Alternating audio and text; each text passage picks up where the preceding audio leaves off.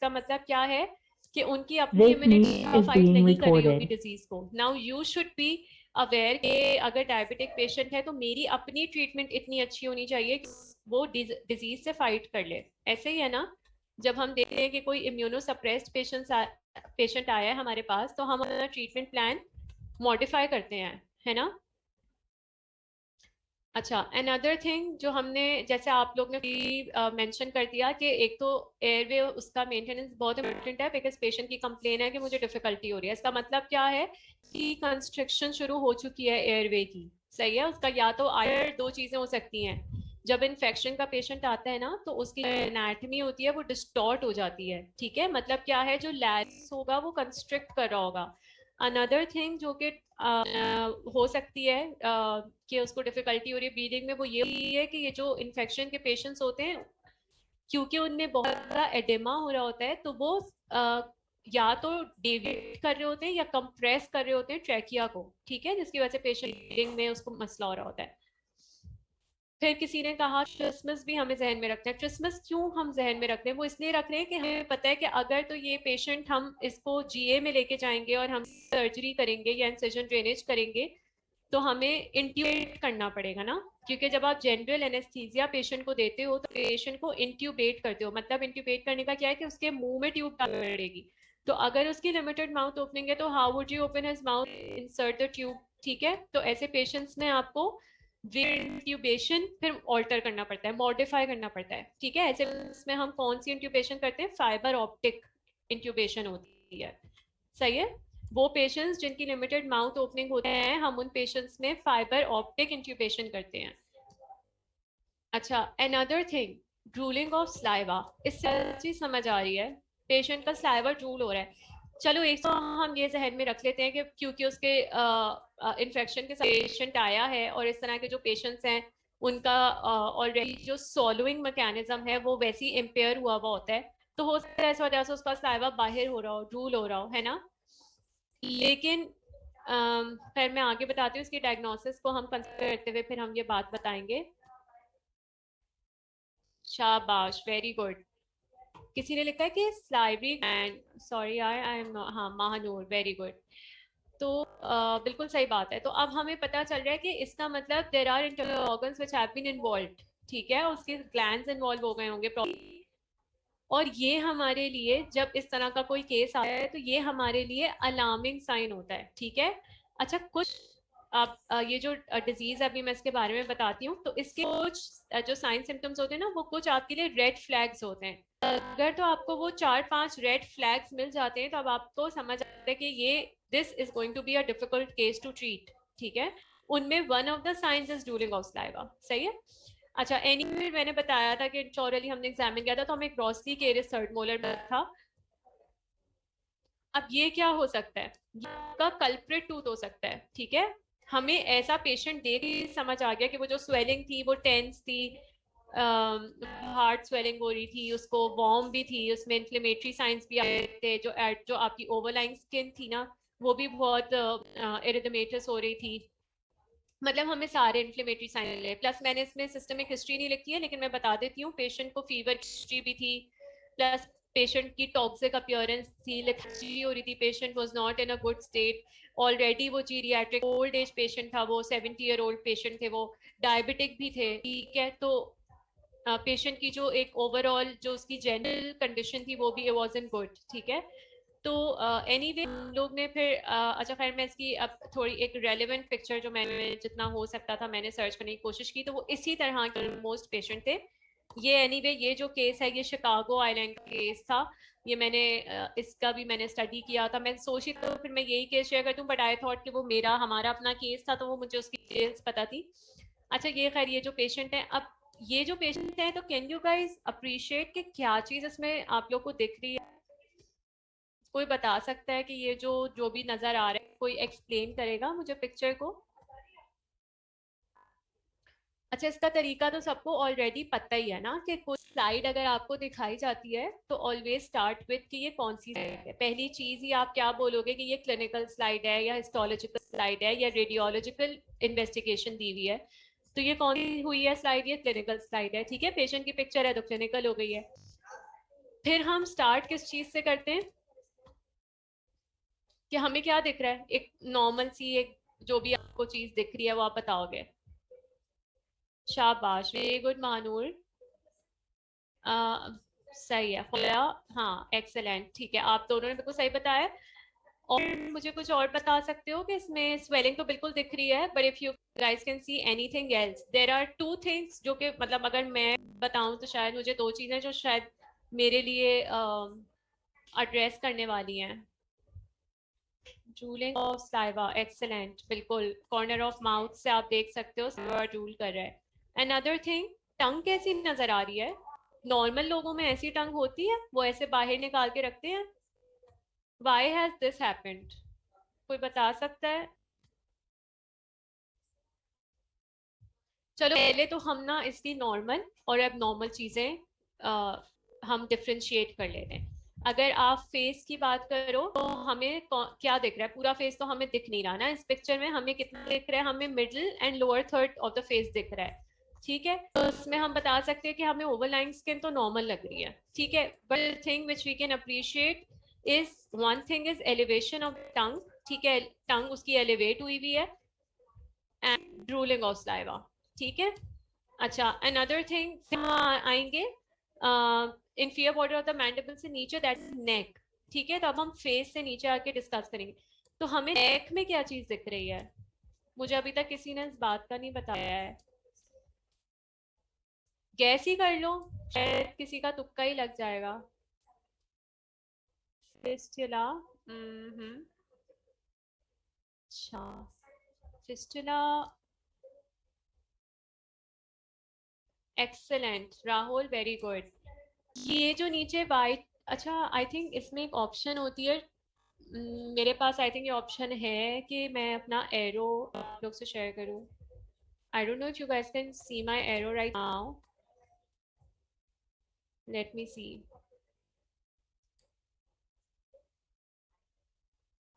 पता नहीं, खैर मुझे नहीं मिल रहा। अच्छा चलो, जो नीचे वाइट कलर ट्यूब है और उसमें एक ब्लैक थ्रेड टाई हुई हुई है, कैन एवरीबडी सी दैट? ये ट्रैकियोस्टोमी ट्यूब है। ठीक है, दिस इज अ ट्यूब। और ये क्यों लगाई है हमने पहले हमने डिस्कस किया था कि हमें एक बहुत इंपॉर्टेंट बात को जहन में रखना है। ठीक है, तो पेशेंट को डिफिकल्टी ब्रीदिंग थी, वेरी शॉर्ट हिस्ट्री के साथ पेशेंट आया था। इमीडिएटली आपने पेशेंट की ट्रैकियोस्टमी अगर नहीं की तो पेशेंट माइट डाई, क्योंकि ये जो डिजीज है ये this is one of the lethal conditions. ठीक है, ये लाइफ थ्रेटनिंग हो जाता है। और जो ऊपर तीन आपको छोटे से ड्रेन्स नजर आ रहे हैं, ये जो आपको ये ग्लव्स टाइप जो भी नजर आ रहा है ना लैटेक्स के जो लगे हुए हैं, ये ड्रेन्स हैं। ठीक है, तो ये basically patient post op picture है पेशेंट की। ठीक है, ये पेशेंट की प्री ऑप पिक्चर नहीं है, ये पेशेंट की पोस्ट ऑप पिक्चर है। लेकिन still you can see a huge swelling bilaterally. अभी भी देखो पेशेंट की जो स्वेलिंग है वो कंप्लीटली सबसाइड नहीं है, ऐसा ही है ना? तो पेशेंट के ड्रेन्स लगाए हुए हैं और देखो सूचर सूचर से टाई किया हुआ है। ठीक है, तो जो है फिस्चुला अगर होता है ना, तो फिस्चुला होता है कि उसमें बिल्कुल आपकी बात है, वो उसमें होल हो जाता है और वहां से पस ड्रेन हो रहा होता है। ठीक है, वो फिस्चुला होता है।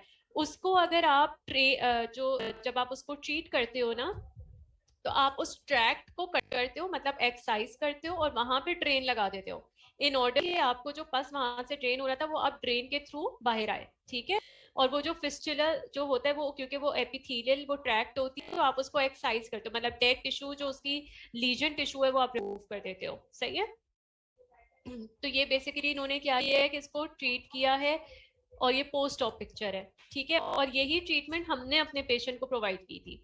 ठीक है,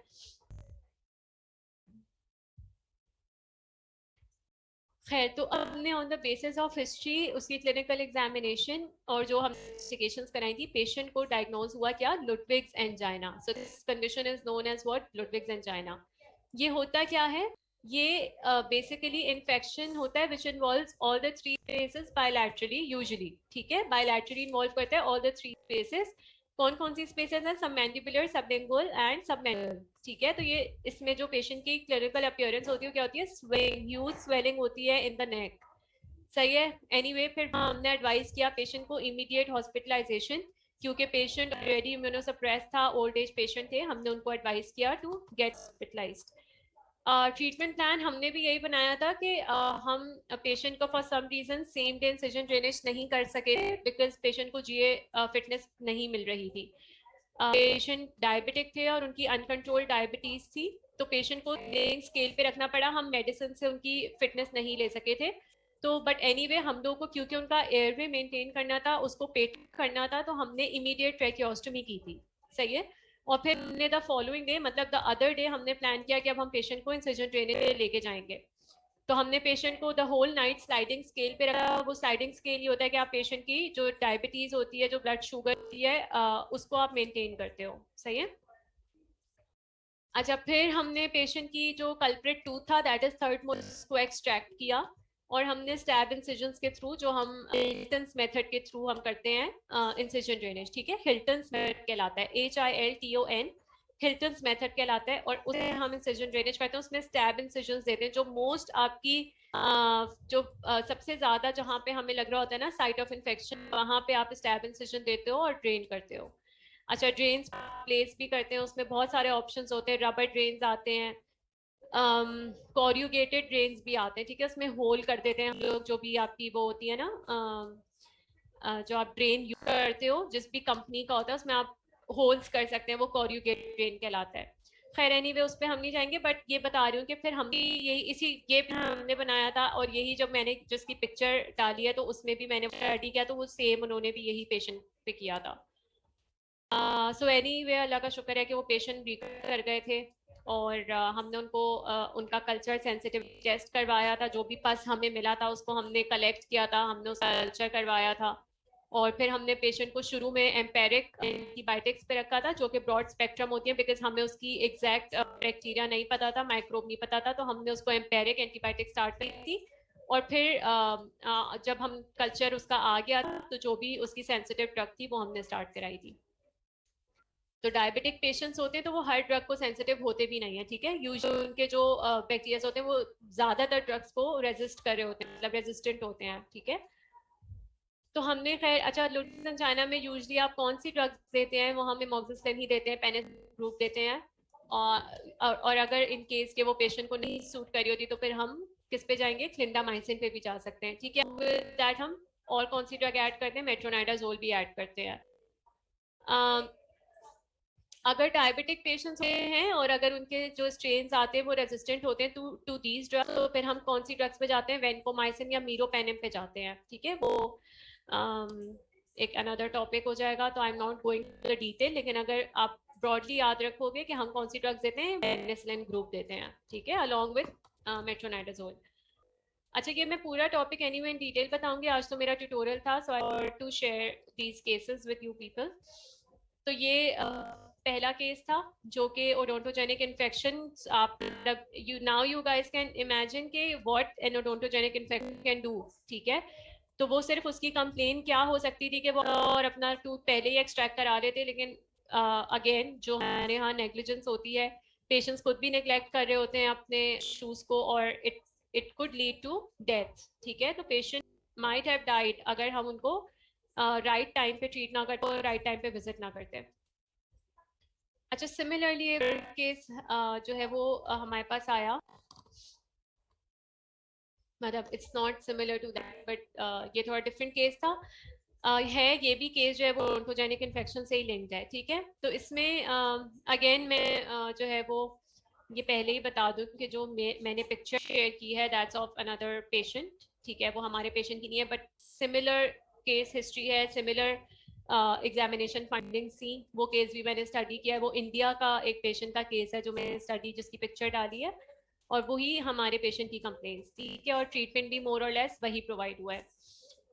तो हमारा जो पेशेंट था वो 54 ईयर ओल्ड पेशेंट थे, मेल पेशेंट थे, और उनकी कंप्लेन ये थी कि उनको परसिस्टेंट हेडेक था और ऑल्टर्ड विजन थी सिंस पास्ट 3 डेज। ये पेशेंट की कंप्लेन है। अच्छा, जब आप केस हिस्ट्री बताते हो ना, तो आप पेशेंट की प्रेजेंटिंग कंप्लेन बताते हो, मतलब जो मुझसे पेशेंट ने आके कहा, दैट्स इट। ठीक है, उसके अलावा अगर पेशेंट को कुछ और था तो वो मैं प्रेजेंटिंग कंप्लेन में नहीं लिखूंगी, वो मैं अपनी एग्जामिनेशन फाइंडिंग्स में लिखूंगी। ठीक है, हाँ, आप अपॉन इंक्वायरी उससे अगर कोई क्वेश्चन कर रहे हैं तो वो उसकी फिर पास्ट हिस्ट्री जरूर लेंगे, लेकिन जो प्रेजेंटिंग कंप्लेन होती है वो पेशेंट के ओन वर्ड्स होते हैं।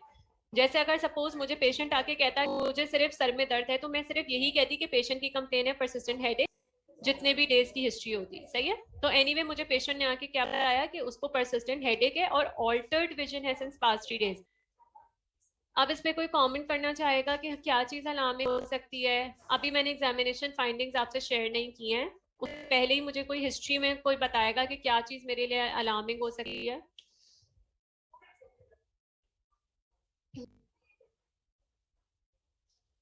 ऑल्टर्ड विजन, वेरी गुड, ठीक है। हाँ, हेडेक भी परसिस्टेंट हेडेक है क्योंकि, तो वो भी एक सही बात है कि आप कह सकते हैं, लेकिन ऑल्टर्ड विजन जो था वो मेरे लिए ज्यादा अलार्मिंग चीज थी। जब विजन चेंजेस आती है ना, तो आप इमीडिएटली जाते हो टूवर्ड्स समथिंग मोर सीरियस, ठीक है। मतलब वो फिर मैं उस चीज को लाइट नहीं ले सकती, बिकॉज नाउ मुझे पता है कि यार something is now getting involve, जो कि इतना पॉजिटिव, क्योंकि देखो विजन अगर ऑल्टर हो रहा है तो इसकी क्या रीजन हो सकते हैं।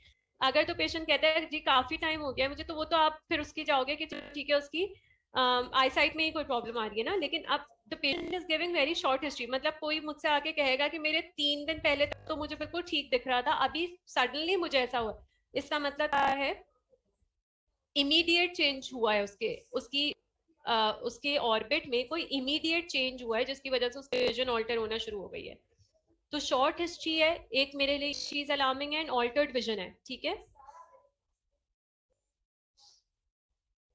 अच्छा, मोर और लेस यही अपीयरेंस थी जब हमारे पास पेशेंट आया। Can anybody explain this slide? हमने पहली स्लाइड में ऑलरेडी डिस्कस कर लिया कि हम किस तरह से स्लाइड को एक्सप्लेन करते हैं। देखो ये चीजें इसलिए इम्पोर्टेंट हैं कि जब एग्जामिनर आता है ना, जब वाइवा हो रहा होता है, तो दे शो यू सिमिलर पिक्चर्स, ठीक है। फिर अब जो पैटर्न आ रहा है ना वाइवा का, उसमें ज्यादातर यही हो रहा है कि वो क्लिनिकल पिक्चर्स शो करते हैं, सही है, वो क्लिनिकल पिक्चर्स शो करते हैं। तो वो आपसे पूछते हैं, ठीक है, कि आप इसको एक्सप्लेन करें कि ये क्या दिख रहा है आपको। तो you need to practice all this पहले ही, मतलब इतना अच्छा आपका फ्लुएंट आपकी वो है ये रीडिंग स्लाइड की, कि उसको पता चले कि ये प्रैक्टिस में करते रहते हैं क्लिनिकल। अच्छा, मानूर इज टेलिंग अस कि ये क्लिनिकल प्रेजेंटेशन है of patient having swelling in the left eye with red sclera, excellent. थोड़ा और कोई चीज आपको दिख रही है? Okay Gobin, you are asking for the diagnosis. Diagnosis पे अभी हम आते हैं, ठीक है, अभी हम आते हैं। तो अच्छा देखो, जो ये टर्म्स होती है ना, जैसे अगर आपने कहा सेलुलाइटिस, तो वो आपसे सारा वाइवा जो उसका होगा ना, वो शिफ्ट हो जाएगा toward cellulitis. Always start with छोटी चीजें, जैसे आपने सिर्फ जो दिख रहा है बस उतना बताओ, आप बोलो स्वेलिंग है, ठीक है। अब swelling could be of anything, वो कुछ भी हो सकता है, बिल्कुल सही बात है, यू आर एब्सोल्युटली राइट कि ये सेल्यूलाइटिस की अपीयरेंस है। लेकिन अगर आप इमीडिएट डायग्नोसिस दे दोगे ना, तो ही वुड इंक्वायर के किस बेसिस पे आपने कहा, only on the basis of the swelling you are saying कि पेशेंट को सेल्यूलाइटिस है। अभी तो मैंने, क्योंकि मैंने आपसे कहा कि मैंने आपको अभी एग्जामिनेशन फाइंडिंग्स शेयर ही नहीं की हैं, क्या I am only telling you कि पेशेंट की हिस्ट्री क्या थी और आपने अभी पेशेंट को देखा है। अब आपने इसके बेसिस पे सिर्फ बताना है कि आई कैन अप्रिशिएट पेशेंट की swelling in the left I with what, इसको हम क्या टर्म यूज करेंगे। अब हम अगर जब हम बात करते हैं ना, तो हम लोग अब मेडिकल टर्म्स में बात करेंगे, ठीक है। तो ये क्या दिख रहा है, देखो यू कैन सी ऑर्बिट्स, ठीक है, हमें राइट ऑर्बिट भी दिख रहा है, लेफ्ट ऑर्बिट भी दिख रहा है, एक्सेलेंट, ठीक है। राहुल आया कि इसमें पेशेंट को पेल्पेब्रल एंड कंजक्टिवल स्वेलिंग, शाबाश, वेरी गुड। चलो, तो हम क्या बता रहे हैं, हमें लेफ्ट भी दिख रहा है, राइट भी दिख रहा है, ठीक है। और जब एग्जामिनेशन होती है साइमल्टेनियस होती है, कंपेयरिंग बोथ द साइड्स, ठीक है। तो हमें लेफ्ट ऑर्बिट में क्या दिख रहा है, पेरी ऑर्बिटल एडेमा।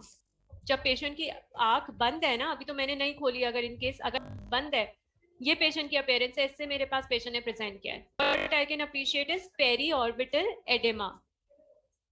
जब मैंने पेशेंट को एग्जामिन किया तो आई कुड सी सब कंजक्टिवल हेमरेज, इसको कहते हैं जो रेड स्क्लेरा आप तो कहते हैं, उसको कहते हैं सब कंजक्टिवल हेमरेज, ठीक है। ये पेशेंट को ये पेशेंट के दिख रहा है। Can anybody comment on the cornea?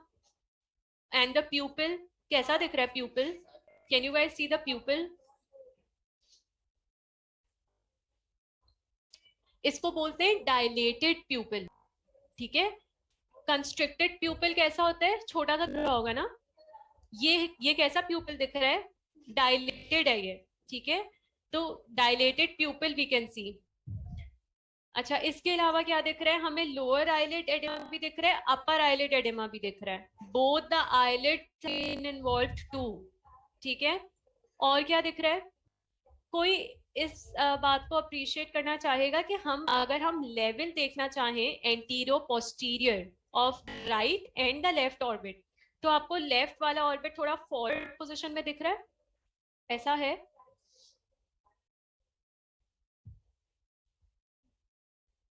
ना? सही है। तो इसको क्या कहते हैं? प्रोप्टोसिस, ठीक है। This thing is known as proptosis, ठीक है। ये सारी आगे मैंने फाइंडिंग्स लिखी हुई है।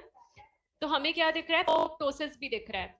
अच्छा, जब हमने पेशेंट की ऑक्यूलर एग्जामिनेशन की, मतलब आई एग्जामिनेशन की, उसको कहते हैं ऑक्यूलर एग्जामिनेशन की, तो हमें क्या दिखा? हमें डायलेटेड प्यूपिल दिखा, लॉस ऑफ लाइट रिफ्लेक्स दिखा, पेशेंट का विजन ऑल्टर्ड था, ब्लरिंग थी, उसको हम डिप्लोपिया भी कहते हैं। Patient was unable to move his eye in all the gazes, मतलब जब मैंने उसकी कहा कि राइट लेफ्ट अप डाउन आप मूव करें, तो patient was unable to move the eye, ठीक है। इसका मतलब क्या हुआ कि पेशेंट का जो लेफ्ट ऑर्बिट था वो कंप्लीटली इन्वॉल्व हो चुका था विद सम इन्फेक्शन और समथिंग, ठीक। अच्छा, on examination patient had peri orbital oedema, जो हम ऑलरेडी डिस्कस कर चुके हैं। पेरी ऑर्बिटल से ही समझ आ रहा है, ऑर्बिट के अराउंड एडेमा, बहुत स्वेलिंग है ना अराउंड दी ऑर्बिट, सब कंजंक्टिवल हेमरेज एंड प्रोप्टोसिस। फिर हमने इंट्राओरली, अच्छा मैंने सॉरी इसमें ऑक्यूलर एग्जामिनेशन की फाइंडिंग्स नहीं नोट की हैं, लेकिन मैं बता ही चुकी हूँ आपको कि क्या क्या दिख रहा था। अच्छा, इंट्राओरली पेशेंट का हमें क्या चीज मिली? अपर लेफ्ट केनाइन, वो ग्रॉसली केरस था, उसमें से पस भी ड्रेन हो रहा था म्यूको जिंजिवल जंक्शन से, ठीक है। जो जंक्शन होता है ना म्यूकस, सॉरी म्यूकस मेम्ब्रेन और जिंजिवा का, उस जंक्शन से पस ड्रेन हो रहा था, सही है। तो ये हमें इंट्राओरल फाइंडिंग्स मिली। अच्छा, फिर हमने उसकी लैब्स करवाई, जिसमें हमें सीबीसी में क्या मिला? ल्यूकोसाइटोसिस और thrombocytopenia, these were the two findings. फिर हमने उस जो पस ड्रेन हो रहा था उसका हमने इमीडिएट कल्चर भेज दिया, because we wanted to know the organism, जिसकी वजह से उसकी इन्फेक्शन थी वो स्प्रेड हो रही थी। हमने इन बेसिस पे, इन जो भी हमारी फाइंडिंग्स थी, on the basis of she examination investigation, हमने उसकी डायग्नोसिस बना ली थी कैवर्नस थ्रोम्बोसिस, ठीक है। तो ये हमने पेशेंट की जितनी भी हमें उसकी फाइंडिंग्स मिली थी उसकी बेसिस पे बनाई थी। कैवर्नस थ्रोम्बोसिस नाम से ही समझ आ रहा है क्या है। कैवर्नस साइनस सबको पता है कहाँ होती है? क्रेनियम में होती है, ठीक है। तो कैवर्नस साइनस में थ्रोम्बोसिस हो गया था, क्लॉट्स बन गए थे, ठीक है। हमने पेशेंट को इमीडिएट हॉस्पिटलाइजेशन एडवाइस की। इंटरडिसिप्लिनरी टीम अप्रोच क्या होती है? कोई कमेंट कर सकता है? नाम से ही वैसे समझ आ रहा है, if you guys can comment on it, क्या होती है इंटरडिसिप्लिनरी अप्रोच?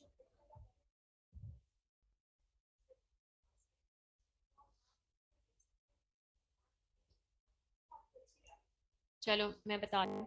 देखो, इंटरडिसिप्लिनरी नाम से समझ आ रहा है कि मल्टीपल डिपार्टमेंट्स या मल्टीपल डिसिप्लिन से हम लोग कंसेंट लेते हैं, डिफरेंट प्रोफेशनल्स, एक्सेलेंट, ठीक है।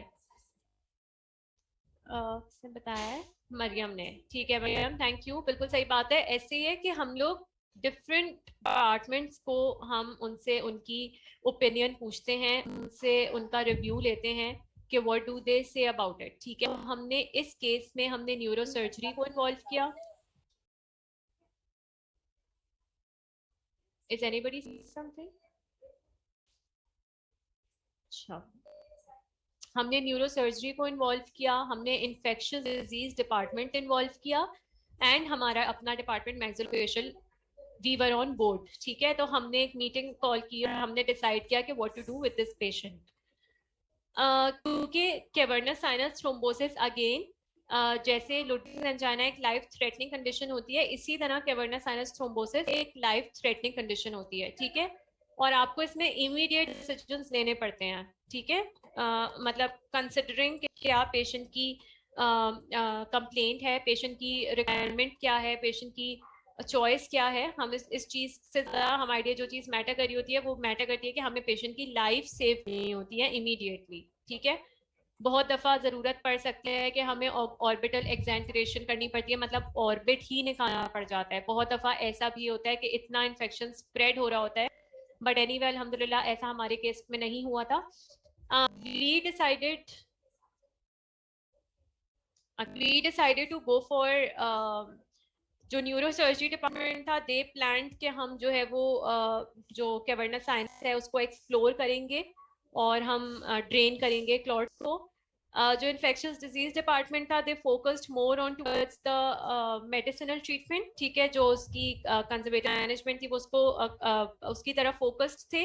एंड हम मैक्सिलोफेशियल सर्जन्स वी डिसाइडेड कि हम पेशेंट का कल्प्रिट टूथ रिमूव करेंगे, उसकी पल्स ड्रेन करेंगे और उसकी जो भी जितना भी इन्फेक्शन हम वहां से केनाइन स्पेस से ड्रेन कर सकते हैं, हम वो चीज को मैनेज करेंगे। ठीक है, तो वी डिड दैट और हमने पेशेंट की इंसिजन ड्रेनेज अंडर जीए प्लान किया था और हमने पेशेंट का along with neuro surgery department हमने उसकी सर्जरी की थी। एंड उन्होंने जो है वो ब्रेन सर्जरी की थी, बिकॉज उनको क्रेनियम एक्सप्लोर करनी पड़ी थी, क्या वरना साइनस तक उनको जाना पड़ा था। उसमें मल्टीपल वैसे तो ऑप्शंस होते हैं हमारे पास कि हम लीस्ट कंजर्वेटिव से जो है वो हम जाते हैं। बहुत अगर अगर तो पेशेंट हमें अलाउ करता है तो हम इन्वेजिव ट्रीटमेंट पे जाते हैं, बट इस पेशेंट में हमारे पास चॉइस नहीं थी, हमें कंसेंट हमें उन्होंने उन्हें देना ही पड़ा था और हमने उनकी क्रेनियम सर्जरी भी की थी। तो ये भी एक लाइफ थ्रेटनिंग कंडीशन है। क्यों होती है ये life threatening condition, can anybody tell?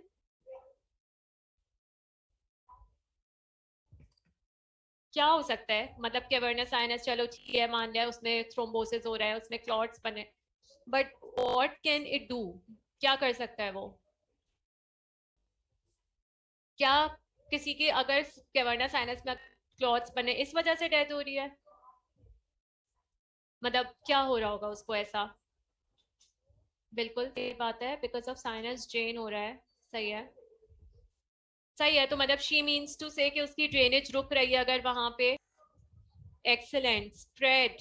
The main reason death could be कि उसका एक सीक्वल होता है। ठीक है, सीक्वल क्या होता है कि उसकी कॉम्प्लिकेशंस हो सकती हैं, उस चीज की कॉम्प्लिकेशंस हो सकती हैं। तो बेसिकली क्या मैंने साइनस थ्रोम्बोसिस में हो रहा क्या होता है, जब आपकी साइनस में क्लॉट्स बन रहे होते हैं तो it could lead towards brain sepsis. जो आपकी ब्रेन है वो एप्सिस उस मतलब ब्रेन में एप्सिस जा सकता है। ठीक है, हाँ शाबाश, वेरी गुड।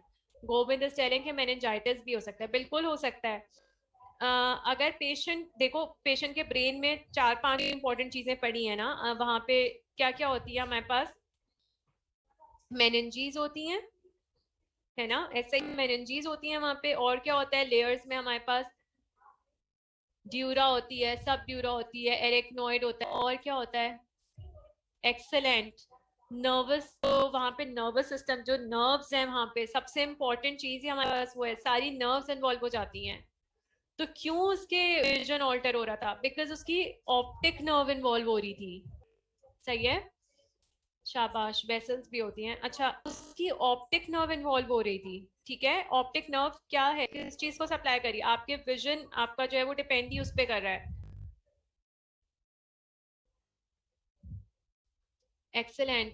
हाँ, तो मैम इज टेलिंग अस कि वो ब्लड स्ट्रीम में भी जा सकता है, बिल्कुल। सेप्टेसीमिया में जाते हैं ऐसे पेशेंट्स, जैसे मैं शुरू में ही कहा कि पेशेंट की जनरल कंडीशन भी अच्छी नहीं थी, तो पेशेंट जो है वो टॉक्सीमिया में जा रहा था। इसका मतलब क्या हुआ? सेप्टेसीमिया क्या होता है? शॉक में जा सकता है patient, patient might die because of that. हाँ शाबाश, सेप्सिस। अच्छा, और एक और क्या चीज हो सकती है? एक तो बिल्कुल सही उसने बताया कि इसकी जो स्प्रेड, अगर हम अपवर्ड अपवर्ड स्प्रेड की बात कर रहे हैं तो उसमें तो बिल्कुल सही बात है, मेनिंजाइटिस, ब्रेन एब्सेस, ये सब हो सकता है। अनदर थिंग, अगर हम नीचे आए थोड़ा ब्रेन से नीचे, क्या चीज उसकी सबसे पहले उसकी चीज इन्फेक्ट हुई हुई है वो क्या है? ऑर्बिट। ऑर्बिट में क्या हो सकता है? गोबिंद ने ही बताया था मुझे, जो शायद आई थिंक उसने ही लिखा था। सेल्यूलाइटिस किसने लिखा था? तो इसको हम कहते हैं ऑर्बिटल सेल्यूलाइटिस। ठीक है, अगेन, हाँ, तो ऑर्बिटल सेल्यूलाइटिस भी आपकी जो है वो एक ऐसी कंडीशन होती है जैसे जैसे मैंने बताया कि समटाइम्स हमें पेशेंट का ऑर्बिट ही एक्सेंट्रेट करना पड़ सकता है, तो that's also one of the very difficult situations to manage. शाबाश, ऑर्बिटल सेल्यूलाइटिस हो सकता है। अच्छा, फिर हम और नीचे आते हैं, क्योंकि हमें पता है कि हमारे जो वेल्व्स हैं वो कैसे यूनिलैटरल है ना, इस एरिया में फेशियल वेल्व्स जो फेशियल वेन होती है दैट्स यूनिलैटरल, एक ही जगह लेके जा रही है। तो अगर ड्रेनेज नीचे आ रही है, वही ड्रेनेज नीचे आ रही है, तो वो और वहां स्प्रेड हो सकती है जो कि हमारे लिए लीथल हो सकता है। So it can cause what, mediastinitis. ठीक है, वो भी हमारी एक लीथल कंडीशन होती है। इसके अलावा और क्या हो सकता है? अगर हम यही बात करें कि हम नीचे अब स्प्रेड बढ़ रहा है इसका, तो इसमें ऑर्गन्स आपके इन्वॉल्व हो सकते हैं। ठीक है, जिसको हम कहते हैं मल्टी ऑर्गन फेलियर में पेशेंट चला गया है। पेशेंट का heart might get involve, patient की किडनीज माइट गेट इन्वॉल्व। और क्या हो सकता है उसको? सेप्टिसीमिया ही सबसे पहली चीज जो हम डिस्कस रेडी कर चुके हैं। शॉक में चला जाता है पेशेंट, मतलब obviously then ultimately patient might die. ठीक है, तो ये सारी हमारी लाइफ थ्रेटनिंग कंडीशंस हैं। तो immediate decisions if you won't take, तो पेशेंट की के लिए प्रॉब्लम क्रिएट हो सकती है ये चीज। अच्छा, अनदर इम्पॉर्टेंट एक केस जो कि अब वो मेरा प्रिपेयर नहीं हुआ बिकॉज वो पेशेंट हमारा अंडर ट्रीटमेंट है। अभी रिसेंटली एक पेशेंट ने प्रेजेंट किया था और उसकी कंप्लेन ये थी कि उसको फिस्टुला बना था राइट मैंडिबल में। ठीक है, पोस्टीरियर क्वाड्रेंट का फिस्टुला, लेकिन ये एक्स्ट्रा ऑरल की मैं बात कर रही हूँ। ठीक है, और वो पेशेंट की एज है 64 ईयर्स, वो मेल पेशेंट है and he is diabetic as well. ठीक है, अच्छा, पेशेंट की हिस्ट्री ये है कि पेशेंट को 10 ईयर्स पहले उसको सीए हुआ था ऑफ टंग। सीए मतलब कार्सिनोमा ऑफ टंग हुआ था, एससीसी हुआ था, squamous cell carcinoma of the tongue, और वो उसको ट्रीट करा चुका है। सही है, पेशेंट उसको ट्रीट करा चुका है और अल्हम्दुलिल्लाह पेशेंट की रिपोर्ट भी उसकी जो है वो कोई पॉजिटिव मार्जिन नहीं थी, उसकी बिल्कुल फ्री मार्जिन आई थी, वो ट्यूमर फ्री पेशेंट है और उनकी रेडिएशंस भी पूरी हो गई थी उसी वक्त। और अभी now he is presented with a fistula और उसके पोस्टीरियर क्वाड्रेंट में। अच्छा, जो उनकी टंग ट्यूमर था ना वो था उनका राइट साइड, और अभी जो फिस्टुला बन रहा है वो लेफ्ट साइड पे बन रहा है।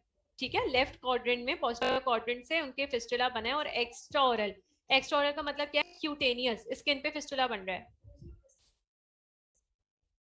ठीक है, तो अभी हम उनकी जो है वो हमने उनकी हिस्ट्री ली, हमने पेशेंट की कंप्लेन पूछी। पेशेंट ने कंप्लेन बस यही बताई कि मेरे ये यहाँ पे अचानक से बन गया है, बस इसमें से आ रहा है and I have no idea what has happened. Anyway, we examine the patient, हमने उनकी कंप्लीट हिस्ट्री दी जिसपे हमें ये सारी सीए की हिस्ट्री पता चली, और पेशेंट की कोई कोमोर्बिडिटीज नहीं है।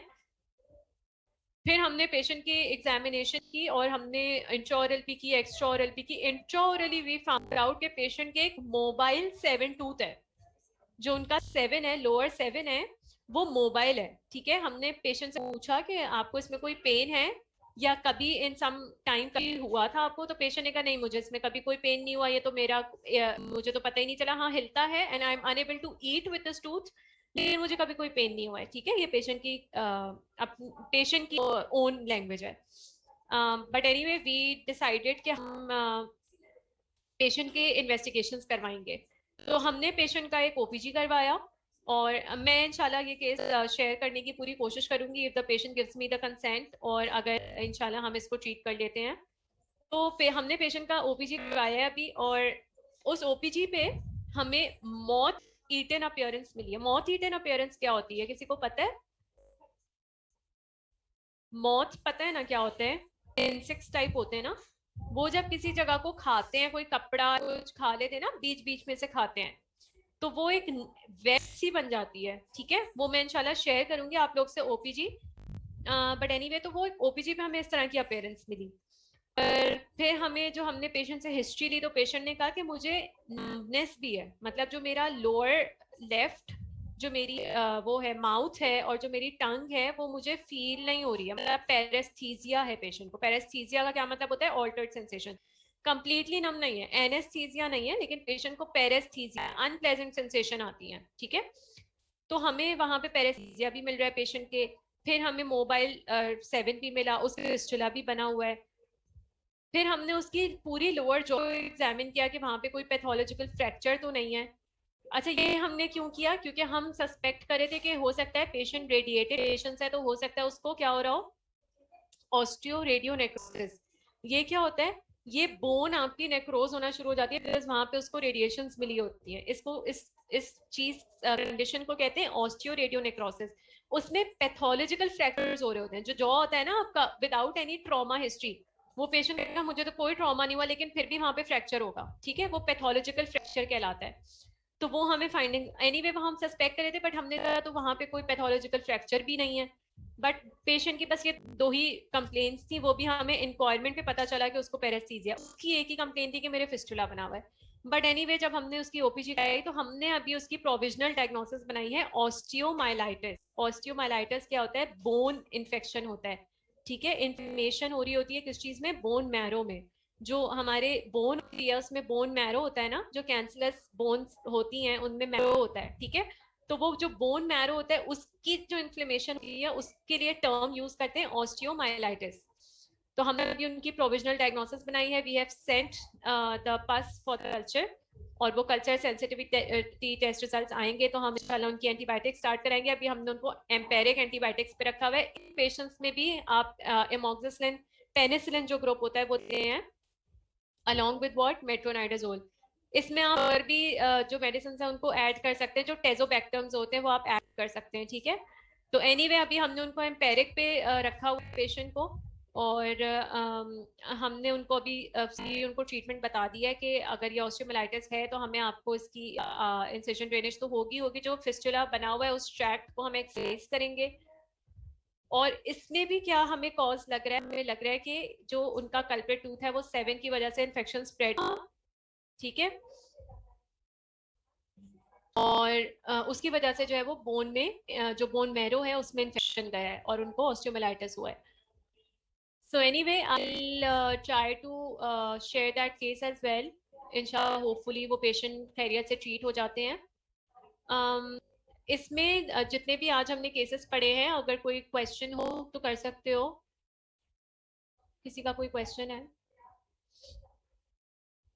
अच्छा, ये टॉपिक्स हम डिटेल में पढ़ेंगे, ठीक है। मैंने अभी आपको इन टॉपिक्स की डिटेल नहीं बताई है। इंशाल्लाह हमारा नेक्स्ट वीक में लेक्चर होगा, तो अब हम यही टॉपिक्स जो आज हमने पढ़े हैं, लुडविग्स एंजाइना, कैवर्नस साइनस, और भी एक दो इन्फेक्शंस हैं, तो ये हम इंशाल्लाह डिटेल में पढ़ेंगे। इनके क्या क्लिनिकल साइन सिम्टम्स होते हैं, हम क्या इन्वेस्टिगेशंस करवाते हैं, क्या ट्रीटमेंट होता है, कॉज क्या होती है, ये सब हम इंशाल्लाह डिटेल में करेंगे, ठीक है।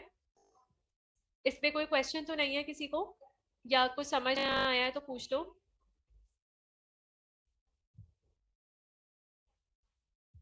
सो गए हो क्या सारे?